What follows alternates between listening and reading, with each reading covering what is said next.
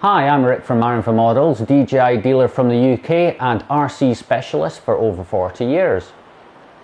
In this video I'm going to be covering DJI's new Inspire 1 quadcopter. This is a new lineup to DJI's range. This model will be fitting in between the Phantom series and the larger S900 and S1000 multi-rotors. Main features of the Inspire 1 are its integrated Lightbridge system. This was currently available from DJI already, and this was a separate component you could buy for their range of multi-rotors, and the idea being that you could stream HD 1080p video streaming back to your ground station. In the Inspire 1, this is actually integrated into the rear of the transmitter, and this system will support either tablets or smartphones or HDMI monitors, and it can actually do that simultaneously. So what do you get with your Inspire 1? Well, of course you get the actual Inspire 1 itself, which is a quadcopter. Now it's 580mm across diameter of its rotors, so that kind of takes it obviously just above the F550 from their current range, but not as big as the S900. In the box it comes with a 360 degree 4K camera, which is capable of 4K recording and 12 megapixel raw stills. It comes obviously with a full set of flying props and a full set of spare props as well. Now this version here is the dual controller version, so you can see I've got two transmitters here, but as they come in the box it actually comes as a single controller option, and if you do order a dual controller option, they simply supply you an identical controller in a separate box. And of course, it comes in a very large, nice hard case. Now, it's not a hard case like the sort of typical Peli Action cases. This is kind of sort of similar to like a luggage case, but the fact that it comes included in it is a really good thing, so you don't have to immediately rush out and buy a case. But if you're going to be traveling, say on planes and stuff like that, it might be worth actually picking up a proper hard case. But as it's included, it's a really good extra feature. Now, as standard, the Inspire 1 comes shipped with the 4500 milliamp 6S 22.2 volt LiPo battery, which we have here. They do an optional 5700. The reason why they don't ship it with the 5700 is the 4500 is actually the largest battery you can legally take on a plane, because it comes in at just under 100 watts, where the 5700 actually comes in at about 130. But if you're not flying on planes and you're buying extra batteries, it's probably worth buying the 5700. Now, one of the other main features which people were going to enjoy, obviously is the new 360 degree rotating camera. As you can see, it's a detachable camera. So as it comes shipped, just now you'll see the model sitting quite low. That's because it's in its transit mode. That's so it fits in the case. But once it's powered up, the model will sit up and you'll have room to fit the camera on. One of the good features of this camera is it actually does not have a fisheye lens. It's actually a flat lens. Now it comes supplied with two filters, an ordinary filter and a neutral density filter as standard. Now, one of the main things that people were excited about, as I've touched on, is actually the Lightbridge system, which is going to stream HD quality video from the model back to a tablet or an HD monitor, or even like a large monitor if you're doing like a live event. And this is all possible by the Lightbridge system on the back. This is an integrated system of what I showed you earlier. As you see, you've got various ports on the back, but one is a USB port going to your tablet, and the other one actually can be an HD monitor, so you can actually run an HD monitor and a tablet simultaneously. Now the app, which is what allows you to see all the imagery, etc., and have the interactive features with the model, is only available on the app. When you stream video to the HD monitor, you'll only get to see basically the video and typical on-screen display telemetry. Okay, so the first thing you need to do is to charge the battery. So simply just pinch the two clips on the side of the battery casing and just pull it up. That's the battery now out. Now the charger, which is just a traditional power supply type charger, has got two connections on it. One is for the controller and one is for the battery. If you already have a Phantom, this connects up to the battery in a very similar way. There's like two slots in here, two slots in there, and that simply just pushes in like that. Push it all the way home. That's that charging. then just take the other connection, and if you look at the side of your transmitter, you've got a small socket on there. Just open the socket up and plug it in, and that's you on charge. So wait till it's finished charging, until the LED lights are finished flashing, and then that's you ready to charge and ready to power the model up. Now that you've got your model all charged up, you now need to actually lift the model out of its transit mode into its stance mode so that you can get the gimbal on. Now to do that is to turn the transmitter and the model on. If you've got a Phantom, it turns on in the same way, where the on button, you just push it once, and then within 2 seconds push it again and hold it. So push once and then push and hold, and you'll see the power indicator lights here light on. And then once on the model again, push once, push twice, and the model will power up. Give it a moment.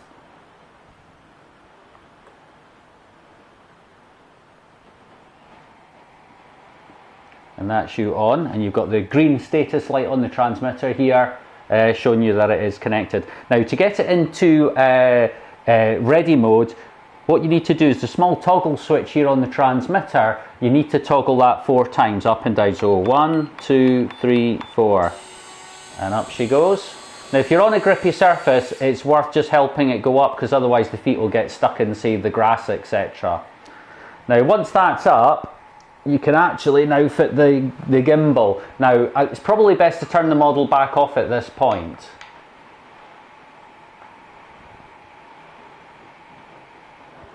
And that's it off. Now on the bottom of the model, you'll see it's like it's not quite like a bayonet fitting, but it is kind of similar. Now there's a cap on it at the moment, so we need to remove the cap first. So you'll see a little locking diagram here on the bottom. So you just slide the lock over to one side, the cap literally just falls off. Get your camera out of the box, and you'll see that it has a similar sort of fitting. Now what to watch out for is there's like a little sort of circuit board there, almost like an SD card, and the patterns, as in the copper strips, need to be facing completely at the back for this to locate in. So if we just lock that in, make sure it's pushed up all the way home, and then that cam basically just slides back across. You hear a little click noise, and that's it now mounted on. So we can now actually just turn the model back on, and you'll see the camera will power up, do a little calibration dance, and it's ready.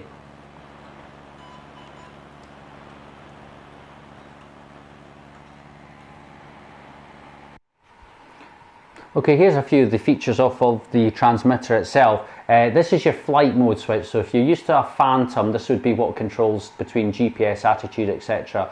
On the Inspire, that position is obviously your GPS mode if available. Then one in you have attitude, and then the last one in is whatever you've programmed in, whether it be orientation control or point of interest. So you have that there. That's the actual gimbal tilt control. So for example, if you've got it set up so you have control of the gimbal, that tilts up and down. Now compared to the Phantom 2, this is a lot softer. It's a much softer center, so it's really easy to get some good features on it. This button here is we have the video button. So this will, regardless of what mode your camera's actually in, push that button and it will start recording video. As is on the other side, this one is your photograph one, so if we push that, oops, sorry, no. As is on the other side, you've got your 2 buttons. You've got one that will snap a picture, and 2, that one is actually for bringing up the menu. So you would now be in the preview on the menu, and this actually would actually swap you through your pictures and actual video. So some really good functions already on there. And as I mentioned earlier, these are your back buttons. So these can be basically custom programmed, whether you want to, as I say, I've got these for various gimbal controls, etc. Now, while we're there, actually along the top, you've now got your ports here. So you have, if you have an HD monitor plugged in, you've got your HDMI port there. You've got a USB port there, which I think not actually needed to plug that in yet. There's also a CAN bus port, I believe that is for future stuff, and then of course a proper USB port. And then of course you've got these things on the back. These are your actual Lightbridge antennas for transmitting and receiving the data. Now on the front of the controller, you have, I'll just move that in. This is your two controls. Obviously you've got your on-off switch for turning it off and on. You have your home button, so for example you can do it from the app, but if you want to do it from the model, basically by pushing that will bring it home. And then of course you've got your landing gear control, so when you take off, just now that's landing gear down. If you flipped it down away, that would lift the landing gear back up again. And as I said to you before, toggling up and down 4 times will put it into transit mode, so you can actually get it back in the case. Now a nice feature of the actual transmitter of course is the holder, which is really nice. Now it normally comes down like that, but by pushing the button on the side, I'll just show you, this will slowly go up, which I think is a really nice feature. Now I find it will take, without a case, it will take an iPad Air without any problem. Certainly any other kind of devices like iPhone 6s and the smaller Androids, it would take those no problem. Just remember when you are putting it in, it does grip not bad, but make sure it's gripped in nice and tight. You'll feel it ratchet locking when you push it in, and that just to make sure it does not fall out, because obviously that is your tablet.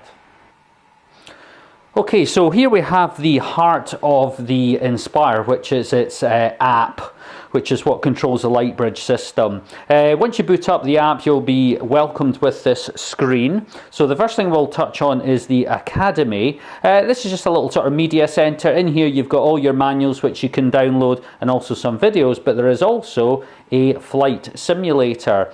Now it's basically just saying that remove the propellers from the actual model. Obviously it'll want to take off, and basically if I just give it a quick, yep, see there we go, and you can, here we go, we've got our wee simulator there, and just bring her in there, whoa, right a little bit over the head there, so you can actually practice flying your Inspire first. So that's actually a really good feature actually. Hopefully maybe they'll be able to bring out other models and stuff hopefully in the future. So I'm just going to leave you to look at that, and I'll just go back to home screen. So it's just warning us about taking the props off. As you can imagine that just on the off chance you weren't in full simulation mode, the motors would actually start up. So you've got a few other things. User center, that's just your DJI account which you need to set up. And of course I'll go back to camera. Now the camera is the, well basically this is the heart of the Lightbridge. So from basically what I'll do is I'll cover the main menus that kind of run along the top here. So up at the very top you've got the attitude mode that you're actually in. So you've obviously got, like a Phantom, GPS, attitude, and in the bottom position is the whatever you've customized it. So that could be orientation control, for example. So if I just click on that, it comes up with the basic MC settings. Now you've got a few things you can do here. You can set a maximum flight altitude there. You can do a maximum distance, maximum distance if you want.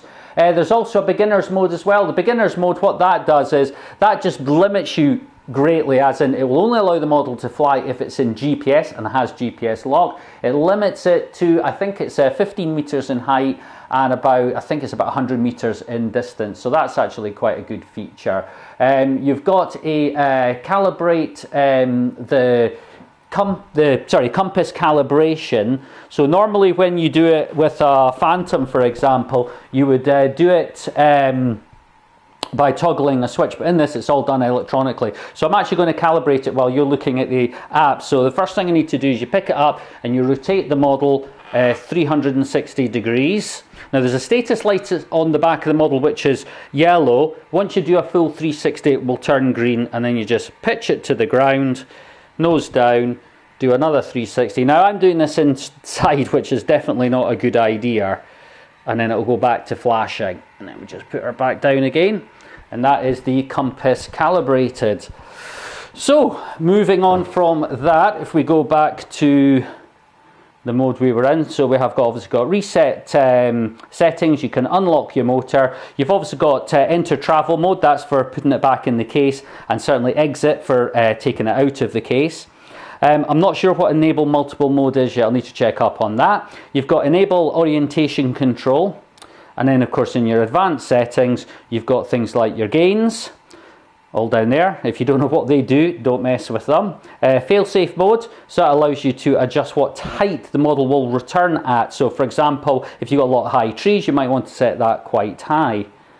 Right. And then lastly at the bottom here, we've got our sensors. Now normally you would have all your data in here, all your the compass values. So if you've had a Phantom, you'd have all the values in there. So it's quite good for checking in the condition of the compass, etc. So we're just going to go back there, go back again. So that's that one. Moving along, there's nothing on that. Yep, we've got basically overall status. So for example, there's no problem, that's okay. It's basically saying there that I mustn't have done the compass calibration correctly. So that's probably because I'm inside, it's not a good idea. So it's asking you to do a compass calibration. Flight mode you're in. The controller mode that you're in, it's in mode 2. No, it won't let us click on there. Aircraft battery, temperatures, remote controller battery percentage, and of course your SD card, and of course you can exit travel mode if it's still in travel mode. Now moving on to the transmitter logo, you've got your you've got RC settings. Now, as mine's a dual control system, you have all this here, but normally if you're in single control, none of this would be here. But it allows you to switch that off or select this transmitter to be either the master or the slave. Regardless whether it's the master or the slave, only one transmitter has a connection with the actual model. The other controller, despite it's got full Lightbridge system in it, is actually pairing to the other transmitter using 5.8 gigahertz. So only one model is actually properly connected with the model, and only one is only one is actually transmitting to it. So if I go into RC settings, you've got stuff like gimbal wheel adjustment. That's a really good thing actually. How fast the gimbal reacts to the toggle wheel, but the toggle wheel is very proportional. Whoops, didn't mean to do that. Go back in there, go back. You've got stick exponential curve. This is really good features. It sets up like a soft spot at the start of the stick movement. So when you move your stick, it would start off slowly and then get rapid. And you can actually bend the curve the other way if you want. So you've got that for yaw. So that's for the yawing axis of the model. And then you've got one for the throttle exponential. Of course, if you didn't know what those do, you could always select them and use the simulator to kind of check it out. Looking down, you've got remote control calibration. Obviously, this is something that you will be doing. So if I turn that on, just click on that again. All right, okay. Just now, because we're actually connected to the transmitter, it's not going to, sorry, to the model, it's actually not going to let us do it because it will actually arm and start the motor. So we'll just skip across that one. You've got stick mode, so like mode 1, mode 2. This is the more traditional one where you've got the throttle on this side and your main controls on that side. But you can even do custom ones, which is actually quite good, whatever works for you.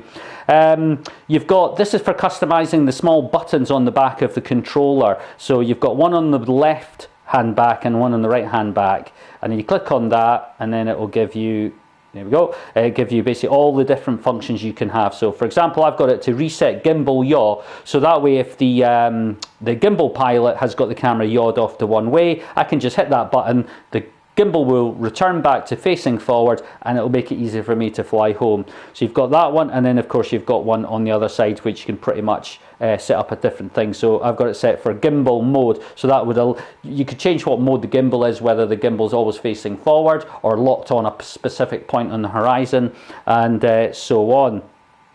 Linking controller, what that's for, if you had to replace your controller, or for example you did have two controllers and you wanted the other one to be the master, then basically you can use that feature for linking the controller through.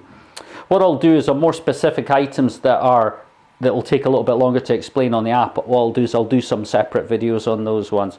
So onto the HD, this is basically your HD as in the signal. Now best set it to auto, so it'll automatically set the channels up, etc., but you can do them by custom as well. Now one of the other great features I mentioned earlier, you've got dual output mode. What that does is allows the controller to output to the tablet and an HDMI screen at the same time. So you can basically have like a big huge plasma screen streaming your 1080 live feed back to it, and you can also decide, because for example if you're doing a live event, you don't want telemetry being overlaid onto the screen, so you could turn that off. But if it's the actual pilot that or if you're using it as the pilot screen, and the tablet is in the hands of someone else, so they can do all the telemetry, etc., then obviously you might want to have that switched on. So so that's basically that. Then we're on to battery telemetry. This gives you all the information for the battery. So you've got your fail-safe settings, as in what percentage of battery left to warn you or to return home, and of course you've got your critical battery error. You've got flight time, as in how long the model's been on for or flying for. You've got things like battery telemetry, the capacity, the remaining power in the battery, and the usable voltage. You've also got the telemetry for each individual cells, because this is a 6-cell battery, so you've got 6 individual batteries inside one pack. Of course, the amount of times I've cycled the battery, as in really not once yet, because the weather's been so lousy, I've not had a chance to fly it yet.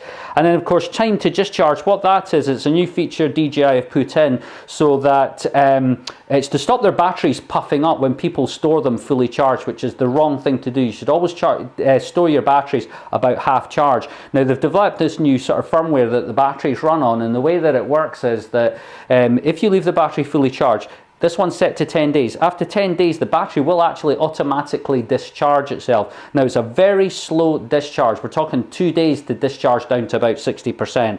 So you can, if you want, if you're hypercritical, you could even set it for 5 days through to 10 days. But 10 days is fine, actually. I mean, if you don't, if you run a flight and then land after 30% would probably be okay to start to store your batteries for like a few weeks. Any longer than that, then I'd probably just top them up slightly, but definitely not fully charged. This will cause your battery to puff. A lot of people that have been running into issues with batteries on Phantoms is not the fault of the battery, it's just simply that you just don't store it correctly. People that I know that have got 50 cycles on their Phantom batteries will generally always never store the batteries fully charged, and then once every sort of 10-20 cycles will actually discharge the battery down to about 8%. You can easily do that by just simply turning the model and just let it sit at idle, discharge it down to about 8%, and then just charge it up as per normal, and that will give you very good lifespan. You've got serial number for your battery, date, and then of course the history. There's obviously not really any history because I haven't flown it yet, but that would all come in there, so you'd have a good idea of what was happening with your battery. So that's that. Moving on, we've got one more settings tab here.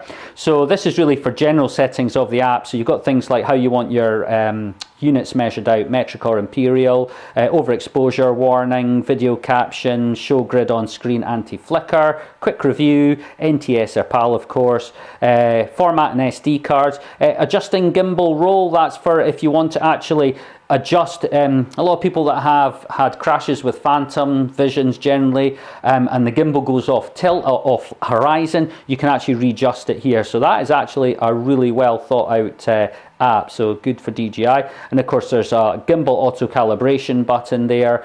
You've got show flight route, that's for basically down on the map it will actually show you the path you've actually been flying, so that's quite a funky feature.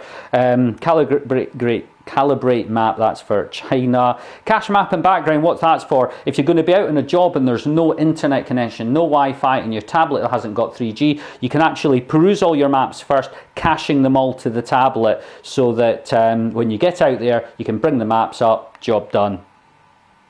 You've got a tutorial, I think that's for rating the actual app, and that's for about the app. Now the next part we will go on to will be across here on the side. Now these are sort of general, well I almost call it lazy flight modes. You've got one, auto takeoff. Slide that across there and the model will automatically take off to a height of 1.2 meters and wait there for you to control it. You've got your gimbal control, so that will set all the different modes of the gimbal, whether you want FPV mode, it does tell you what they are, FPV mode, you've got free mode, and you've got center camera mode, so you've got all those ones are follow mode. You've got return to home, but of course that can be activated by the button on the front of the transmitter as well, so just cancel that out. And then this is quite good, this is the new home position, so this is like your home lock, so you can either have it set to home lock where your basically your takeoff point is, or basically where you require it, or if you want, it's now got dynamic home point. Now because I haven't got GPS, well, basically it just won't do it. But what that would do is it would set your transmitter as the home point. So if you're traveling on, say, a boat or something like that, or constantly moving, then basically the transmitter is the home point where it will return in the case of a failsafe. Down the bottom here, we've just got sort of general telemetry. So you've got things like height, distance, etc. This one at the end here, what that is for the optical flow. The Inspire actually has indoor settings, so when the model's flying indoors under a certain height, it uses optical sensors on the bottom to control its stability. So it's just like having GPS indoors. The only thing is, though, you do need to have a patterned floor so it can physically see something. So it won't work on, like, say, a white or a black polished floor, and of course it won't work on things like over water, etc., because it's moving already. So that gives you your height above the ground. So obviously we are not in the sky. So, and then coming across here, we've got we've got our camera mode. So it tells you all the settings that it's already on just now, but I'll just go over them. So if you press the function key, so over here you've got things like JPEG, what you want to shoot in. So you want RAW, JPEG and RAW, video modes, MOV files or MP4s. You've got your white balance, so all your custom settings, etc. Remember, this can all be done while you're flying, and then of course all your 4K settings.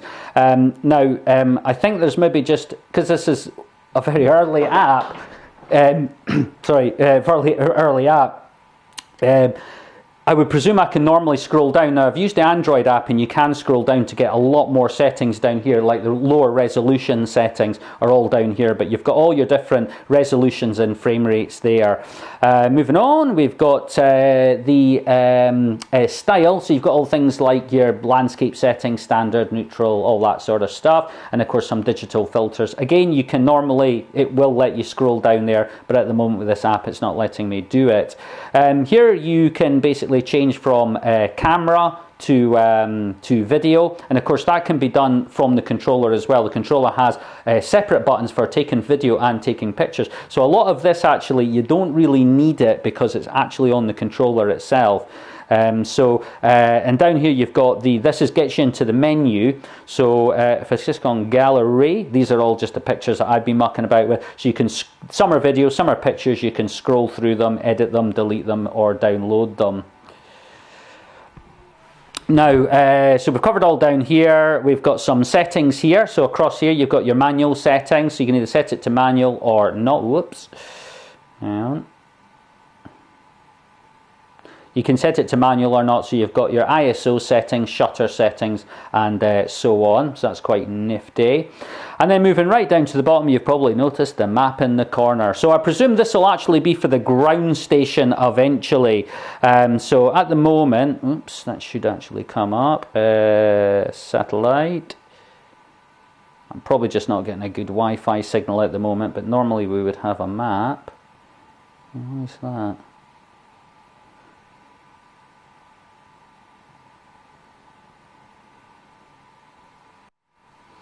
Okay, the next function is the map function. So if we just click on there, and I'm just going to set it so it takes in my home point. Here we go. Almost where I am, not quite. But so basically it brings up the map modes. Now you've got a couple of functions on there. You've got an orientation lock function, so you can set it so it locks it. As you imagine, if you're holding the transmitter and you rotate around, the whole map will go around on you, which is what was happening there. So you can lock the orientation, and then of course you can change it to basically if you want standard, satellite, or certainly hybrid. I'll not put it on satellite because then you know exactly where I live. So that's those settings. Down here we've got across here we've got our auto takeoff is still there. We also have this, which is quite funky. It allows you to draw like a sort of map pattern. So for example, if we'd already looked at this and thought, oh well, we want to stay within this area, you can basically do that. Now as the model flies around, it also leaves a line behind it as well, so it just allows you to stay, say, between your sort of grid pattern, and then of course you can actually clear that out. And then moving on, you've still got, of course, your return to home function, your home lock, or either home lock from model or home lock to transmitter. And then this is basically just your settings for setting where the model is. So that's basically just putting our location just now. So it's quite an extensive app, and it's definitely worth having a really good look into it because there's a lot of features. I know DJI will be adding a lot more, like for example, we were obviously all expecting ground station, but as with the Vision Plus, that didn't come straight away. Let everyone get used to the model first and then start bringing out the feature slowly. So already, even since I got mine, this is one of the very first ones into the UK, so it's a production sample. That even straight away I've already had to do some firmware updates. I'll do as it doesn't have assistant software, it is a little bit different for doing things like the firmware updates, so I will actually cover that separately and how to do the updates, because it involves basically loading the firmwares onto an SD card, loading into the camera and then switching the model on, and then pretty much doing the same with the transmitter. You put it on a little memory stick, pop it in the transmitter, switch it on, and it automatically updates. When you're updating the model, it does give you information up on the screen in the progress of it, but when you're doing the transmitter, because it uses the USB port, of course you haven't got your tablet plugged in. Well, I hope you found my video on getting started with your new Inspire helpful. Now, this is no alternative to the instructions, so I strongly recommend that you download the instructions and read them thoroughly, especially all your light indicators. It's very important that you know what all the status lights do, otherwise you could end up taking off when you're not meant to. Another thing to touch on, of course, is safety. Remember, multi-rotors, they're getting a lot of flack in the media just now, so it's important that you conduct yourself correctly when you're flying them. If you're not used to flying multi-rotors, make sure you check out the rules and regulations of your local country, although the main ones that tend to be fairly universal and common sense is don't fly within 50 meters of people, buildings or structures out with your control. Don't fly above a height of 400 feet and not beyond visual distance, which is generally about 500 meters. If you do all that, you will have a lot of fun and create some very good images with your new Inspire. My name is Rick from Maringva Models, RC specialist for over 40 years, and if you'd like to buy your new Inspire from us, that would be great. And thank you for watching. Bye.